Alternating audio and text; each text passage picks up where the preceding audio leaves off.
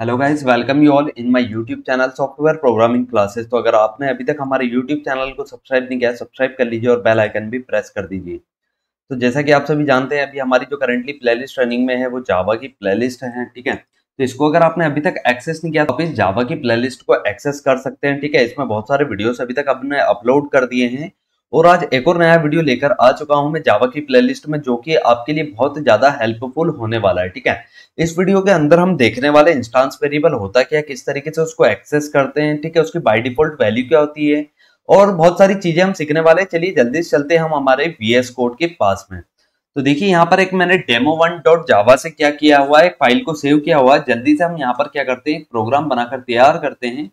मैंने क्लास बनाई demo1 और साथ ही में मैंने इसके अंदर बनाई अपनी मेन मेथड पब्लिक स्टैटिक, और यहाँ पर हमें लिखना होता है void main string arguments। उसके बाद में यहाँ पर मैं क्या कर रहा हूँ, सिंपल सा ध्यान से देखेंगे। उसके पहले मैं एक और क्लास बना रहा हूँ, मान लीजिए ऊपर, ठीक है। आप सभी को ये तो पता ही होगा कि हम दो क्लास भी बना सकते हैं, कोई प्रॉब्लम नहीं होती है। मैंने क्लास का नाम यहाँ पर रखा है ए। ये ऑटोमेटिक क्यों सजेशन दे रहा है मुझे, ठीक है। मैंने क्लास का नाम रखा है ए और मैं इस ए क्लास के अंदर मान लीजिए एक वेरिएबल डिक्लेयर कर रहा हूँ इंटीजर टाइप का एक्स। मैं इसमें अभी कुछ वैल्यू पास नहीं कर रहा हूँ। अब सिंपल सा मैं यहाँ पर एक मैसेज लिख रहा हूँ system.out.println और मैं यहाँ पर क्या कर रहा हूँ, उस एक्स वेरिएबल को एक्सेस कर रहा हूँ। तो जल्दी से आप सभी बताइए कि इसका आउटपुट क्या होना चाहिए, ठीक है। तो आई थिंक आप सभी ने अभी तक सोच लिया होगा कि इसका आउटपुट क्या होना चाहिए। तो आप सभी सोच रहे होंगे क्योंकि ये एक्स वेरिएबल यहाँ पर डिक्लेयर किया हुआ है हमारे प्रोग्राम में और हम यहाँ पर उस एक्स को एक्सेस कर रहे हैं, तो क्या होगा, यहाँ पर एक्स की जो भी वैल्यू होगी वो आ जाएगी। लेकिन क्योंकि हमने एक्स की वैल्यू कुछ नहीं दी है, तो आप सोच रहे होंगे कि उसकी जो बाय डिफॉल्ट वैल्यू होती है वो आ जाएगी, ठीक है। लेकिन यहाँ पर ध्यान से सुनिए, ऐसा नहीं होगा। इसको यहाँ पर क्या आने वाला है, डेफिनेटली एरर आने वाला है कि ये जो हमारी demo1 क्लास है ना, इसके अंदर हम क्या कर रहे हैं, इस एक्स को एक्सेस करने की कोशिश कर रहे हैं। और क्योंकि ये एक्स वेरिएबल हमारी ए नाम की क्लास के पास में है, तो वो यहाँ पर एक्सेस ही नहीं हो पाएगा क्योंकि वो अदर क्लास के पास में है, ठीक है। तो यहाँ पर डेफिनेटली इस एक्स के लिए हमारे पास में एरर आने वाला है, कैन नॉट फाइंड सिंबल। क्या एरर आएगा फ्रेंड्स, यहाँ पर ध्यान से देखिए, यहाँ पर एरर को कैन नॉट फाइंड सिंबल। इसको थोड़ा सा इधर करता हूं ताकि आपको इजीली विजिबल हो। यहाँ पर देखिए कैन नॉट फाइंड सिंबल, हमारे पास में एरर आ गया इस एक्स वेरिएबल के लिए, ठीक है, क्योंकि वो एक्स वेरिएबल को यहाँ पर ढूंढ नहीं पा रहा है। अब ध्यान से सुनिए, ये जो एक्स वेरिएबल है ना, वो यहाँ पर क्या है, इंस्टांस वेरिएबल है। क्या कह रहा हूं मैं इसको, इंस्टांस वेरिएबल। मैं इसको इंस्टांस वेरिएबल क्यों कह रहा हूं, क्योंकि ये सिर्फ और सिर्फ पता है ऑब्जेक्ट की हेल्प से ही एक्सेस हो सकता है, ठीक है। इंस्टांस का ही दूसरा नाम होता है ऑब्जेक्ट, या आप कह सकते हो ऑब्जेक्ट का ही दूसरा नाम क्या होता है, इंस्टांस। तो अगर आप किसी भी वेरिएबल को या मेथड को अगर इंस्टांस बोल रहे हो, इसका मतलब आप उसको क्या बोल रहे हो, ऑब्जेक्ट ही बोल रहे हो। क्या बोल रहे हो, ऑब्जेक्ट। तो ये हमारा क्योंकि इंस्टांस वेरिएबल है या ऑब्जेक्ट वेरिएबल है, तो ये काई से एक्सेस होगा फ्रेंड्स, यहाँ पर ऑब्जेक्ट से ही एक्सेस होगा।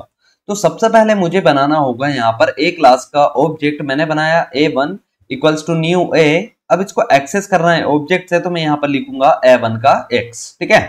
का मतलब क्या होता है, डॉट लगाना, ठीक है। मैंने ऐसे ही याद किया, आप भी सिंपल सा ऐसे ही करिए। a1 का x, ठीक है, a1 का x मतलब इस a क्लास का x वेरिएबल। अब क्योंकि मैंने यहाँ पर डेफिनेटली अब क्या होगा, एक्सेस हो जाएगा, ठीक है, x हो जाएगा एक्सेस। लेकिन क्योंकि मैंने यहाँ पर अभी क्या किया है, कुछ वैल्यू पास नहीं की है, तो यहाँ पर x की क्या होगी फ्रेंड्स, यहाँ पर बाय डिफॉल्ट वैल्यू आने वाली है। इंट की बाय डिफॉल्ट वैल्यू होती है 0, इसलिए यहाँ पर हमें आउटपुट में क्या दिखने वाला है, 0, ठीक है। यहाँ पर आप देखिए, यहाँ पर हमें आउटपुट क्या आ रहा है, 0।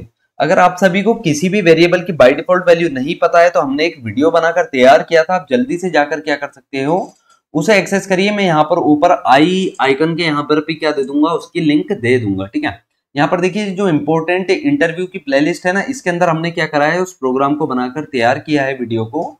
यहाँ पर देखिए ये वाला वीडियो है, ठीक है, मास्टरिंग इन डेटा टाइप्स। इसके अंदर देखिए मैंने सब बताया है, इंट की बाय डिफॉल्ट वैल्यू 0, फ्लोट की 0.0, इस टाइप से। तो इस वीडियो को वॉच कर लीजिए, 15 मिनट्स का वीडियो है, आपको बहुत ज्यादा कुछ उससे नॉलेज मिलने वाला है, ठीक है। तो चलिए यहाँ से हम क्या होते हैं, इस वेबसाइट से बाहर होते हैं, यहाँ से प्रोग्राम के पास में आते हैं। अब इंट की बाय डिफॉल्ट वैल्यू यहाँ पर 0 आ चुकी है। अगर मान के चलिए ये वेरिएबल यहाँ पर स्ट्रिंग टाइप का होता, तो हमारे पास में यहाँ पर आउटपुट क्या मिलता, हमें यहाँ आउटपुट मिलता नल, ठीक है, क्योंकि स्ट्रिंग के बाय डिफॉल्ट वैल्यू क्या होती है, नल होती है। तो इतना चलिए हम सभी को समझ में आ गया है।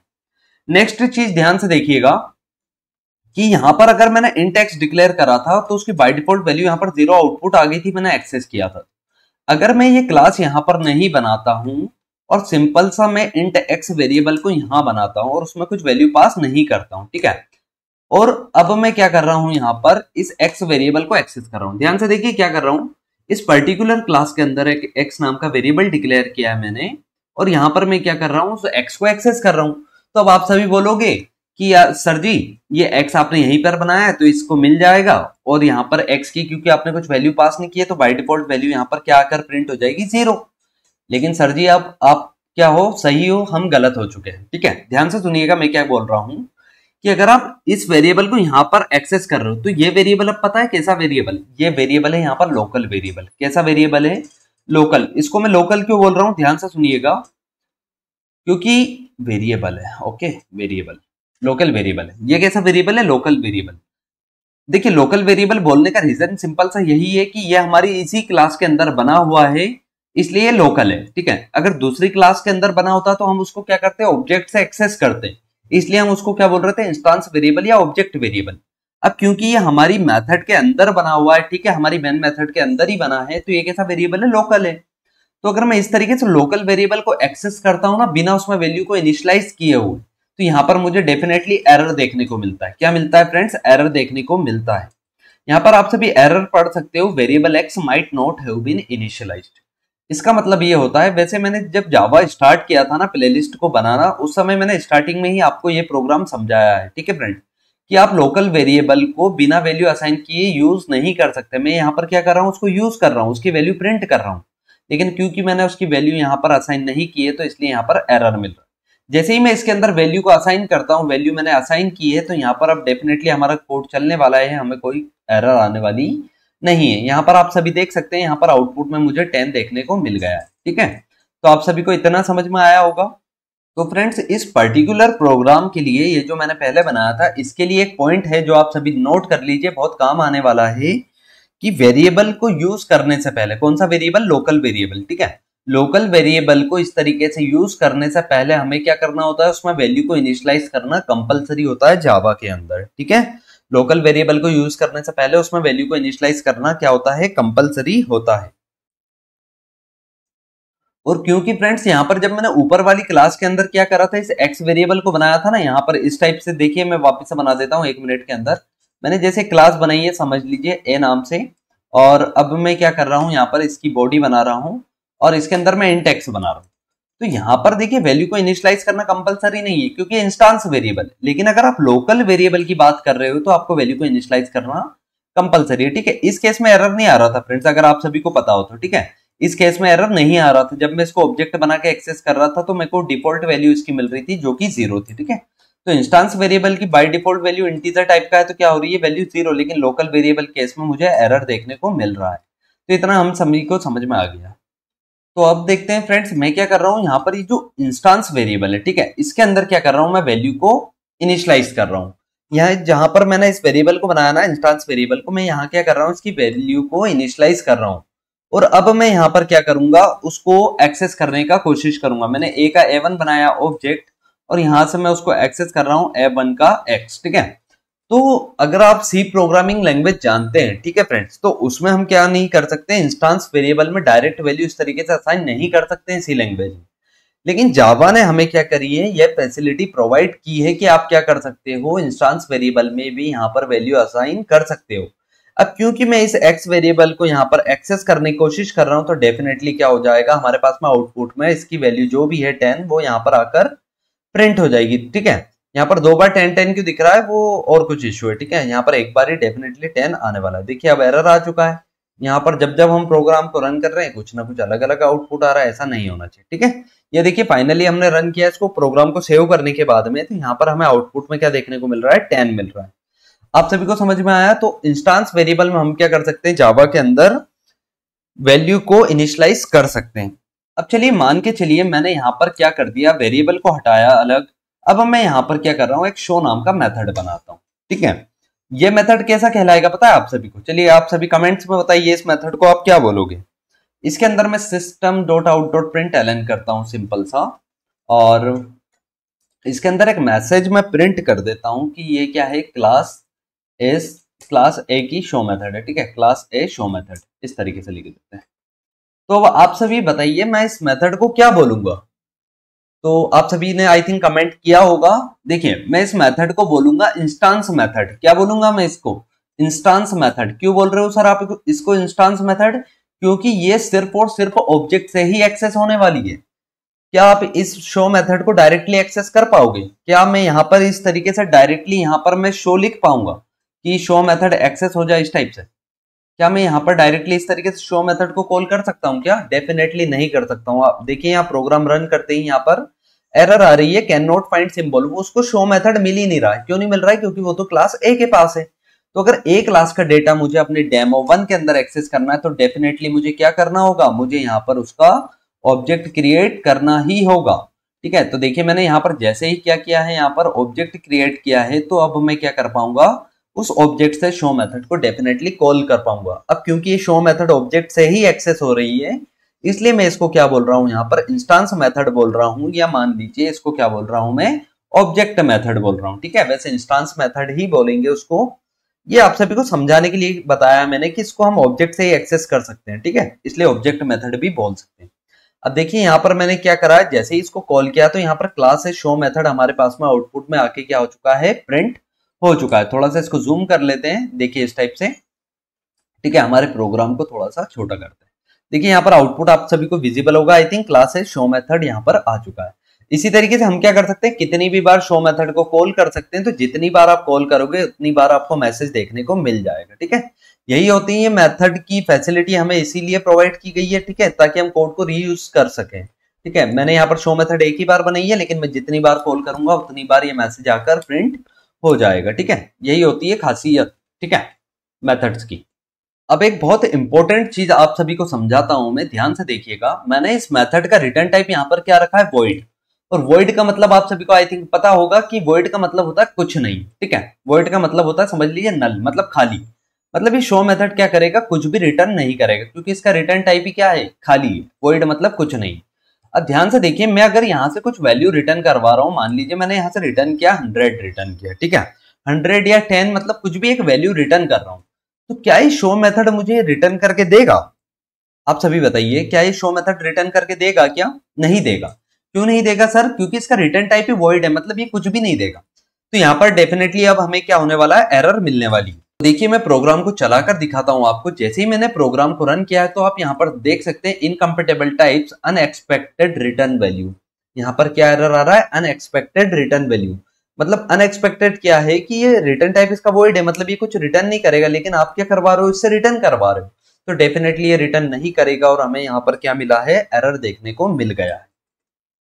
अब अगर मैं क्या कर दूं, यहाँ पर इस रिटर्न टाइप वॉइड की जगह अगर मैं इंट कर देता हूं, क्या बना दिया मैंने? मेथड को इंट शो बना दिया है। तो क्योंकि अब मेथड का रिटर्न टाइप इंट है, तो ये क्या करेगा? कुछ ना कुछ इंटीजर वैल्यू रिटर्न डेफिनेटली करेगा। इसलिए मैंने यहाँ पर क्या कर दिया, मान लीजिए रिटर्न कर दिया कुछ इंटीजर वैल्यू।